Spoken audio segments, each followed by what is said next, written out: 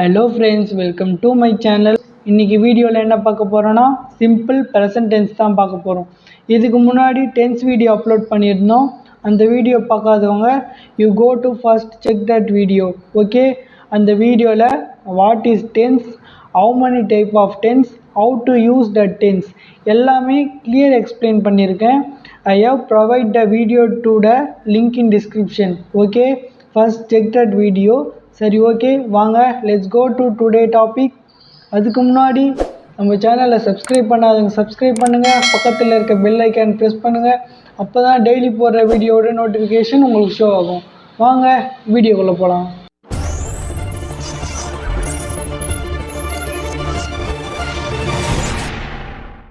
இன்றைக்கி நம்ம வீடியோவில் பார்க்க போகிற டென்ஸ் வந்து simple present tense. Simple present tense, present டென்ஸ்னால் என்ன சொல்லியிருக்கேன் போன வீடியோலேயே, நிகழ்காலத்தில் நடக்கிற ஒரு விஷயத்தை பற்றி நம்ம பேசுகிறது தான் சிம்பிள் ப்ரெசன்ட் டென்ஸ்னு சொல்லுவோம். இப்போ சிம்பிள் ப்ரெசன்ட் டென்ஸோட ஸ்ட்ரக்சர், அதாவது கட்டமைப்பை பற்றி பார்க்கலாம். இப்போ பாருங்கள், ஐனா நான், வீனா நாங்கள், யூனா நீ அல்லது நீங்கள், தேனா அவர்கள். இப்போது இந்த ஐ, வி, யூ, தே இதெல்லாம் என்ன? இதெல்லாம் ஒரு சப்ஜெக்ட்ஸ். இந்த சப்ஜெக்ட்ஸை வச்சு தான் நம்ம சென்டென்ஸை மேக் பண்ணுவோம். இப்போ பாருங்கள், அப்படி நம்ம சென்டென்ஸாக மேக் பண்ணும்போது ஃபஸ்ட்டு இதில் ஏதாவது ஒரு ஐ, வி, யூ, தேல இப்போ ஐயை வச்சுப்போம். இப்போ ஐயை வந்து ஒரு சப்ஜெக்டை நம்ம எடுத்துக்கணும்னா அது கூட ஒரு வேர்ப் நம்ம கண்டிப்பாக சேர்க்கணும். அந்த வேர்ப் வந்து என்ன ஃபார்மில் இருக்கணும்னா ப்ரெசன்ட் ஃபார்மில் இருக்கணும். ஓகேவா? இப்போ ப்ரெசன்ட் ஃபார்ம்னா என்ன அப்படின்னு பார்ப்போமா? ப்ரெசன்ட் ஃபார்ம்னா ஒன்றும் இல்லை. இப்போ பாருங்கள், ரன் மீன்ஸ், ரன் என்ன? விளையாடுறது தான் நம்ம ரன்னு சொல்லுவோம். Run means move at a speed faster than a walk. நடப்பதை விட வேகமானது தான் ரன்னு நம்ம சொல்லுவோம். ஓகேவா? இப்போ ப்ரெசன்ட் ஃபார்ம்னா என்ன? ப்ரெசன்ட் ஃபார்ம்னு V1 சொல்லுவாங்க. இப்போ V1ல் ரன்ன்றது ப்ரெசன்ட் ஃபார்மில். இதுவே நம்ம பாஸ்ட் ஃபார்மில் பார்க்கும்போது ரேன், V2 அது. V3 அது வந்து பாஸ்ட் பார்ட்டிசிபிள், அதில் பார்க்கும்போது ரன். அதுதான் இப்போ நம்ம ப்ரெசன்ட் ஃபார்ம் தான் பார்க்க போகிறோம். இப்போ ப்ரெசன்ட் ஃபார்மில் என்ன? ரன். ஓகே, நம்ம நெக்ஸ்ட்டு பார்க்க போகிற சப்ஜெக்ட்ஸ் வந்து he, she, it, names. He, she, it இதெல்லாம் உங்களுக்கு முன்னாடி தெரிஞ்சிருக்கும். ஈனா என்ன? அவன், ஷீனா அவள், இட்டுனா அது, நேம்ஸ்னா என்ன? பெயர்கள். இப்போ என் பேர் தினேஷ்ன்ற மாதிரி உங்கள் பேர் எது வேணா இருக்கலாம். இப்போ உங்கள் பேர் வச்சுக்கோங்க, அது வந்து நேம்ஸ். இதை தான் பெயர்கள் நம்ம சொல்லுவோம். இப்போ இந்த சப்ஜெக்ட்ஸ்லாம் வரும்போது இந்த சப்ஜெக்ட்ஸில் நம்ம ஏதாவது ஒன்று எடுத்துக்கிறோம். இப்போ ஈயே எடுத்துக்கிறோம்னு வச்சுக்கோங்க, சப்ஜெக்ட்ஸில் வரும். ப்ளஸ் இது கூட வேர்ப் ஒன்று சேர்க்கணும். வேர்ப் வந்து எந்த ஃபார்மில் இருக்கணும்னா ப்ரெசன்ட் ஃபார்மில் இருக்கணும். ஓகே, அந்த ப்ரெசன்ட் ஃபார்ம் வேர்ப் கூட நம்ம எஸ், இஎஸ், ஐஎஸ் சேர்க்கணும். இதை ஏன் சேர்க்குறோன்னா, நம்ம இந்த சப்ஜெக்ட்ஸ் வரும்போது கிராமர் ரூல் படி இதை நம்ம கண்டிப்பாக சேர்த்து ஆகணும். எஸ், இஎஸ், ஐஎஸ் எந்த சப்ஜெக்ட்ஸ் கூட ஈ, ஷீ, இட், நேம்ஸ் கூட நம்ம கண்டிப்பாக இந்த ஏதாவது ஒரு எஸ், இஎஸ், ஐஎஸ் நம்ம சேர்க்கணும். ஓகேவா? இப்போ எக்ஸாம்பிள் பாருங்கள். இப்போ ப்ளே இருக்குது. ப்ளேன்றது ப்ரெசன்ட் ஃபார்ம் வேர்ப். ஓகேவா? இந்த ப்ளே கூட நம்ம இந்த எஸ் சேர்க்குறோம். ஓகேவா? ப்ளே கூட லாஸ்ட்டில் எஸ். இப்போ ரன் இருக்குது. ரன்னுன்றது வந்து ப்ரெசன்ட் ஃபார்ம் வேர்ப். இப்போ இந்த வேர்ப் கூட ரன்னுன்றது கூட நம்ம எஸ் சேர்க்குறோம், ரன்ஸ். இப்போ ஸ்டடின்றது படித்தல்ன்றது ப்ரெசன்ட் ஃபார்ம் வேர்ப். இது கூட நம்ம ஸ்டடின்றது ஒய் வந்து மறைஞ்சிரும், ஸ்டடீஸ்ன்றது ஐஎஸ் நம்ம சேர்க்குற மாதிரி வரும். அப்போ தான் இது கரெக்ட் ஃபார்மில் வரும். இப்போ நான் எக்ஸாம்பிளுக்கு அவள் ஓடுகிறாள் அப்படின்னு சொல்கிறோம். அவள் ஓடுகிறாள்ன்றது என்னது? இது ஒரு வேர்ப். ஓகேவா? இது ஒரு செயல். அவள் ஒரு செயல் செய்கிறாள். இப்போ பாருங்கள், ஷீரன்னா தான் அவள் ஓடுகிறாள் அர்த்தம். இது வந்து என்ன? ப்ரெசன்ட் ஃபார்மில் தான் இருக்குது. இப்போ பாருங்கள், ரன் மீன்ஸு என்னென்னு முன்னாடியே சொல்லியிருப்பேன். இந்த வந்து ரன் வந்து ப்ரெசன்ட் ஃபார்ம், ரேன் வந்து பாஸ்ட் ஃபார்ம், இன்னொரு V3 ஃபார்மில் பாஸ்ட் பார்ட்டிசிபிள். நம்ம செகண்ட் சப்ஜெக்ட்ஸ் பார்த்தோம்ல, அதில் என்ன? ஈ, ஷீ, இட், அப்புறம் நேம்ஸ். இப்போ அந்த சப்ஜெக்ட்ஸை வச்சு எக்ஸாம்பிள் சென்டென்ஸ் பார்ப்போம். ஓகேவா? இப்போ பாருங்கள், ஃபஸ்ட்டு ஈ பிளேஸ் வாலிபால், அவர் கைப்பந்து விளையாடுகிறார் அப்படின்ட்டு நம்ம தமிழில் சொல்கிறோம். இப்போ ஈவு ப்ளே வாலிபால் மட்டும் இருந்ததுன்னா இது ப்ரெசன்ட் ஃபார்ம். இப்போ நம்ம வந்து நம்ம எதுக்கு ப்ளே கூட எஸ் சேர்க்குறோம்? ஏன்னா ஈன்ற சப்ஜெக்ட் வரதுனால நம்ம ப்ளே கூட எஸ் கண்டிப்பாக சேர்க்கணும் கிராமர் ரூல் படி. ஓகேவா? இப்போ ஈ பிளேஸ் வாலிபால்ன்றது தான் கரெக்ட் சென்டென்ஸ். இப்போ அவர் கைப்பந்து விளையாடுகிறார். இப்போ பாருங்கள், செகண்ட் வந்து ஷீ கோ டு ஸ்கூல் அப்படின்னு இருக்கும். ஷீ கோ டு ஸ்கூல்ன்றது வந்து சரியான சென்டென்ஸ் கிடையாது. ஏன்னா நம்ம கோன்ற வேர்ப் கூட எஸ் இஎஸ் ஐஎஸ் நம்ம அது மூணுத்துல ஏதாவது ஒன்று சேர்த்தாகணும். அப்போ நம்ம சேர்க்கும் போது எது கரெக்டாக இருக்கும்? இஎஸ் தான் சேர்ப்போம். அப்போது ஷீன்ற சப்ஜெக்ட் வரதுனால கோ கூட நம்ம இஎஸ் சேர்க்குறோம். She goes to school. அவள் பள்ளிக்கு செல்கிறாள். அவள் பள்ளிக்கு செல்கிறாள். புரியுதா? இப்போ பாருங்கள், subjects E she it they வரும்போது சப்ஜெக்ட் கூட நம்ம வேர்ப் சேர்ப்போம்ல, அந்த வேர்ப் கூட கண்டிப்பாக நம்ம எஸ் இஎஸ் ஐஎஸ் கண்டிப்பாக சேர்த்தாகணும். ஓகே, புரியுதா? இந்த சென்டென்ஸ்லாம் இதுக்கு முன்னாடியே நீங்கள் பார்த்துருப்பீங்க. நான் செகண்ட் வீடியோவில் சொல்லியிருப்பேன். இந்த வேர்ட்ஸ்லாம் தெரிஞ்சால் நீங்கள் சென்டென்ஸ் மேக் பண்ணும்போது உங்களுக்கு ஈஸியாக இருக்கும்ன்ட்டு. நீங்கள் இதை நோட்ஸை ஒரு வாட்டி பார்த்துக்கோங்க. ஓகேவா? நீங்கள் ரிப்பீட்டாக பார்க்கும்போது தான் உங்களுக்கு ஈஸியாக புரியும். சென்டென்ஸ் மேக் பண்ணும்போது the to, for, from, with, in, about இதெல்லாம் ஏன் வந்தது அப்படின்ட்டு. ஓகே, இப்போ இது ஒரு வாட்டி பார்த்துப்போம்.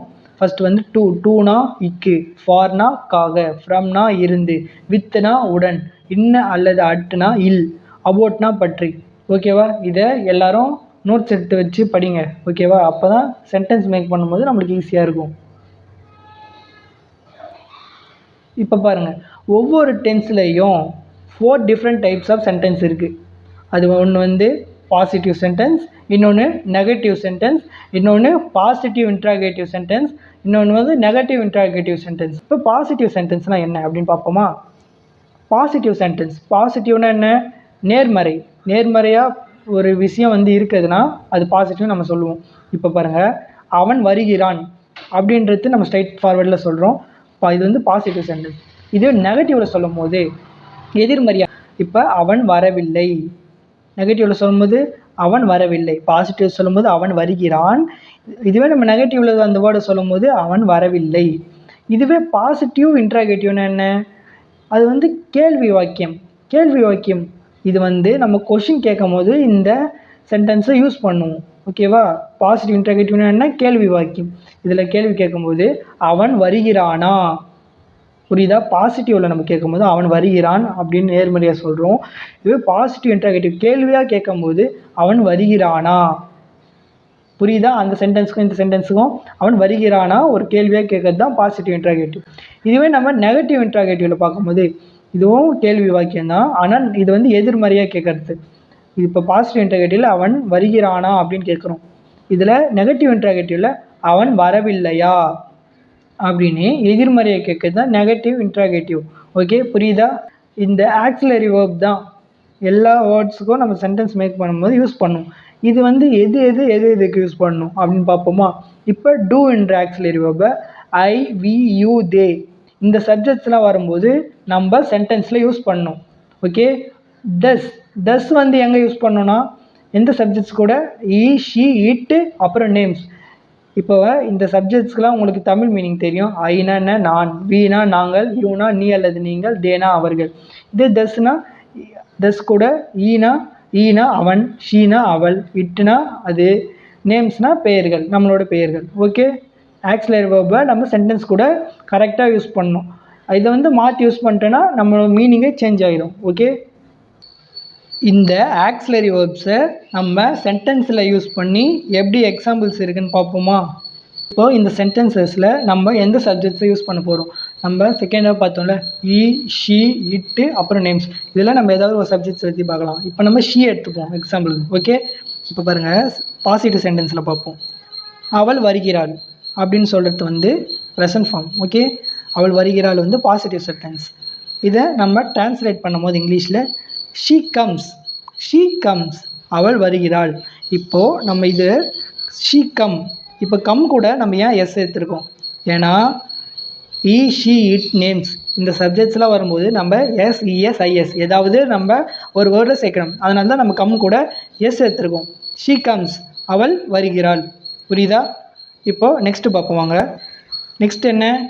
Negative sentence. நெகட்டிவ் சென்டென்ஸில் சொல்லும்போது அவள் வரவில்லை. இதுவே நம்ம பாசிட்டிவில் சொல்லும்போது அவள் வருகிறாள். நெகட்டிவ் சென்டென்ஸ் சொல்லும்போது அவள் வரவில்லை. இதை இங்கிலீஷில் டிரான்ஸ்லேட் பண்ணும்போது ஷீ டசன்ட் கம். இங்கே ஏன் நம்ம டசன்ட் கம் அப்படின்னு போடுறோம்? இப்போ அதை பார்ப்போமா? இப்போது ஷீன்றது சப்ஜெக்ட். ஓகே, இப்போ டஸ் ஏன் சேர்க்குறோம்? நம்ம ஷீ, இட்டு, அப்புறம் நேம்ஸ் என்ற சப்ஜெக்ட்ஸ் வரும்போது நம்ம டஸ் என்ற ஆக்சிலரி வெர்பை யூஸ் பண்ணுறோம். இது வந்து நெகட்டிவ் சென்டென்ஸாக இருக்கிறதுனால தான் நம்ம டஸ் கூட நாட் சேர்க்கணும். அப்போ நம்ம சேர்க்கும் போது சி டசன்ட் கம், இதை நம்ம இன்னொன்னாவே எழுதலாம். இப்போ பாருங்கள், இதை டஸ் நாட் கம்னு சொல்லலாம், டசன்ட் கம்னு சொல்லலாம். நீங்கள் எழுதும் போதும் டசன்ட் கம் இல்லைனா டஸ் நாட் கம், அது யுவர் சாய்ஸ் தான், கரெக்டாக எழுதுங்க. ஓகே, இப்போ ஷி டசன்ட் கம் அப்படின்னா என்ன? நெகட்டிவ் சென்டென்ஸில் அவள் வரவில்லை. புரியுதா? அவள் வரவில்லை. நெக்ஸ்ட் பார்ப்போமா? நெக்ஸ்ட் என்ன? Positive interrogative. பாசிட்டிவ் இன்ட்ராகேட்டிவ்னா என்ன சொல்லியிருக்கேன்? கேள்வி வாக்கியம், நேர்மறை கேள்வி வாக்கியம். ஓகே, இப்போ பாருங்கள், அவள் வருகிறாளா, அவள் வருகிறாளா அப்படின்னு ஒரு கேள்வியாக கேட்குறோம். இது இங்கிலீஷில் ட்ரான்ஸ்லேட் பண்ணும்போது டஸ் ஷீ கம். பாருங்கள், நம்ம கேள்வியாக கேட்கும்போது ஆக்சிலரி வேர்ப் வந்து முன்னாடி வந்துடணும், சப்ஜெக்ட்டுக்கு முன்னாடி வரணும். எந்த கொஷின் கேட்கும் போதும் ஆக்சிலரி வேர்ப்ஸ் வந்து சப்ஜெக்ட்ஸ்க்கு முன்னாடி வரணும். அதனால தான் நம்ம டஷ்ஷை சீக்கு முன்னாடி போட்டுருக்கோம். டஸ் ஷீ கம், அவள் வருகிறாளா. இதுவே அவள் வருகிறாள் சொல்லும் போது ஷீ டஸ் கம் அப்படின்னு நம்ம போட்டிருக்கோம். அவள் வருகிறாளா. ஓகே, இப்போ டஸ் ஷீ கம்னா அவள் வருகிறாளா. ஓகே, புரியுதா? நெக்ஸ்ட் பார்க்க போகிறது வந்து நெகட்டிவ் இன்ட்ராகேட்டிவ். நெகட்டிவ் இன்ட்ராகேட்டிவ்னா என்ன? எதிர்மறை கேள்வி வாக்கியம். ஓகேவா? கேள்வி கேட்கறது தான் நம்ம இன்ட்ராகேட்டிவ்னு சொல்லுவோம். அவள் வரவில்லையா, அவள் வரவில்லையா. இது வந்து நெகட்டிவ் சென்டென்ஸ்ன்றதுனால அவள் வரவில்லையா. இப்போ பாருங்கள், இதை நம்ம இங்கிலீஷில் ட்ரான்ஸ்லேட் பண்ணும்போது doesn't she come, doesn't she come, அவள் வரவில்லையா. இதுவே நம்ம பாசிட்டிவ் இன்ட்ராகேட்டிவில் கேட்கும்போது டஸ் ஷீ கம், அவள் வருகிறாளா, அவள் வருகிறாளா. இதுவே நம்ம நெகட்டிவில் கேட்கும்போது அவள் வரவில்லையா, டசன்ட் ஷீ கம். ஓகே, கம்ன்றது வேர்ப் கூட நம்ம டஸ் ப்ளஸ் கம் எல்லாம் ஒன்று தான். நம்ம இதுக்கு முன்னாடி ஈ ஷீ இட் நேம்ஸை வச்சு சப்ஜெக்ட்ஸை வச்சு நம்ம சென்டென்ஸ் பார்த்தோமா. இப்போ ஐ வி யூ தே அந்த சப்ஜெக்ட்ஸை வச்சு நம்ம இப்போ எக்ஸாம்பிள் சென்டென்ஸ் பார்ப்போம். இப்போ வாங்க, first positive sentence. Positive sentence என்ன? நேர்மறை வாக்கியம். ஓகே, இப்போ நேர்மறை வாக்கியத்தில் வந்து இப்போ பாருங்கள், அவர்கள் கால்பந்து விளையாடுகிறார்கள், அவர்கள் கால்பந்து விளையாடுகிறார். இப்போ இருக்க அவர்கள்னா என்ன? அவர்கள்னா தே, தே தான் அவர்கள். ஓகேவா? இப்போ அவர்கள்ன்றது இங்கே சப்ஜெக்ட். ஓகே, அவர்கள் கால்பந்து விளையாடுகிறார்கள். விளையாடுகிறார்கள், விளையாடுதல் என்பது என்ன? வேர்ப். அது ஒரு செயல், அதுதான் நம்ம வேர்ப்னு சொல்லுவோம். இப்போ பாருங்கள், இதை நம்ம இங்கிலீஷில் ட்ரான்ஸ்லேட் பண்ணும்போது they play football, they play football. இப்போ இந்த தே கூட நம்ம டூ ஆட் பண்ணணும். ஏன்னா டூ ஆட் பண்ணணும். ஏன்? ஆக்சிலரி வேர்பு நம்ம ஐ வி யூ தே கூட நம்ம டூ என்ற ஆக்சிலரி வேர்ப் தான் நம்ம ஆட் பண்ண முடியும். இப்போ பாருங்கள், தே டூ ப்ளே ஃபுட்பால், அவர்கள் கால்பந்து விளையாடுகிறார்கள் அப்படின்னு நம்ம பாசிட்டிவ் சென்டென்ஸ் சொல்கிறோம். இதுவே பாசிட்டிவ் இன்ட்ராகேட்டிவில் சொன்னோன்னா இது வந்து நேர்மறை கேள்வி வாக்கியம். அப்படி நம்ம சொல்லும் போது அவர்கள் கால்பந்து விளையாடுகிறார்களா, இதை நம்ம பாசிட்டிவில் சொல்லும்போது அவர்கள் கால்பந்து விளையாடுகிறார்கள். இதுவே பாசிட்டிவ் இன்ட்ராகேட்டிவில் சொல்லும்போது அவர்கள் கால்பந்து விளையாடுகிறார்களா. இப்போ அவர்கள்ன்றது சப்ஜெக்ட்னு ஃபஸ்ட்டே பார்த்தோம். விளையாடுகிறார்கள், விளையாடுதல் என்பது வேர்ப். ஓகே, இப்போ நம்ம கேள்வியாக கேட்கும்போது டூ என்ற ஆக்சிலரி வேர்ப் நம்மளுக்கு என்ன? சப்ஜெக்ட்டுக்கு முன்னாடி வந்துடும். இப்போ அப்படி முன்னாடி வரும்போது டூ தே ப்ளே ஃபுட்பால், அவர்கள் கால்பந்து விளையாடுகிறார்களா அப்படின்னு கேள்வியாக கேட்கும்போது நம்ம ஆக்சிலரி வேர்பை சப்ஜெக்ட்டுக்கு முன்னாடி போடணும். இதுதான் கிராமர் ரூல். ஓகே, நம்ம நெக்ஸ்ட்டு பார்க்க போகிற சென்டென்ஸ் என்ன? Negative sentence. நெகட்டிவ் சென்டென்ஸ்னால் எதிர்மறை வாக்கியம் அப்படின்னு சொல்லுவோம். இப்போ பாருங்கள், அவர்கள் கால்பந்து விளையாடவில்லை. இது வந்து நெகட்டிவ் சென்டென்ஸ்ன்றதுனால அவர்கள் கால்பந்து விளையாடவில்லை. இதுவே நம்ம பாசிட்டிவ் சென்டென்ஸில் என்ன கேட்டோம்? அவர்கள் கால்பந்து விளையாடுகிறார்கள். இதுவே நம்ம நெகட்டிவ் சென்டென்ஸை சொல்லும்போது அவர்கள் கால்பந்து விளையாடவில்லை. இப்போ இதை நம்ம இங்கிலீஷில் ட்ரான்ஸ்லேட் பண்ணும்போது they do not play football, they do not play football. Okay, இப்போ ப்ளேன்றது வேர்ப், இது டூ ப்ளஸ் ப்ளே அப்படின்னு சொன்னாலும் ஒன்று தான், ப்ளேன்றது ஒன்று தான். இப்போ நம்ம டூ கூட ஏன் நாட் சேர்த்துருக்கோன்னா இதை வந்து நெகட்டிவ் சென்டென்ஸ், அதனால நம்ம டூ கூட நாட் சேர்த்துருக்கோம். இப்போ டூ கூட ஏன் நாட் சேர்த்துருக்குன்னு புரிஞ்சுதா? They do not play football. Okay, இது வந்து தே டோன்ட் ப்ளே ஃபுட்பால் அப்படின்னு சொல்லலாம். ஓகே, அவர்கள் கால்பந்து விளையாடவில்லை. டோன்ட், டூ நாட் எல்லாமே ஒன்று தான். இப்போ நீங்கள் எழுதுறதை பொறுத்து தான். நீங்கள் டோன்ட்னு எழுதலாம், டூ நாட்னு எழுதலாம். இப்போ நம்ம லாஸ்ட்டாக பார்க்க போகிறது வந்து நெகட்டிவ் இன்ட்ராகேட்டிவ். நெகட்டிவ் இன்ட்ராகேட்டிவ்னு என்ன? எதிர்மறை கேள்வி வாக்கியம். இது வந்து நெகட்டிவ் சென்டென்ஸ்னு சொல்லுவோம். இப்போ அவர்கள் கால்பந்து விளையாடவில்லையா, இங்கே வந்து கொஷின் மார்க் வரணும், இது மிஸ் பண்ணிட்டேன். அவர்கள் கால்பந்து விளையாடவில்லையா கேள்வியாக கேட்குறோம். ஓகே, இப்போது அப்படி கேட்கும்போது இது நம்ம இங்கிலீஷில் ட்ரான்ஸ்லேட் பண்ணும்போது டோன்ட் தே ப்ளே ஃபுட்பால், அவர்கள் கால்பந்து விளையாடவில்லையா. நான் ஃபஸ்ட்டே சொல்லியிருந்தேன் டூ கூட நாட் ஏன் சேர்க்குறோம், ஏன்னா இது எதிர்மறை வாக்கியம், அதனால் நம்ம நாட் சேர்க்குறோம். To not they play football, அவர்கள் கால்பந்து விளையாடவில்லையா. புரிஞ்சுதா? இது வரைக்கும் நடந்து எல்லாம் புரிஞ்சிருக்கும்னு நம்புகிறேன். புரியலைன்னா கமெண்ட் செக்ஷனில் கமெண்ட் பண்ணுங்கள், நான் உங்களுக்கு கண்டிப்பாக ரிப்ளை பண்ணுறேன். ஓகே, இந்த வீடியோ பிடிச்சிருந்துன்னா லைக் பண்ணுங்கள், சப்ஸ்கிரைப் பண்ணுங்கள், இதை உங்கள் ஃப்ரெண்ட்ஸுக்கும் ஷேர் பண்ணுங்கள், அவங்களுக்கும் கண்டிப்பாக யூஸ்ஃபுல்லாக இருக்கும். நம்ம நெக்ஸ்ட் வீடியோவில் பார்க்கலாம். தேங்க்யூ.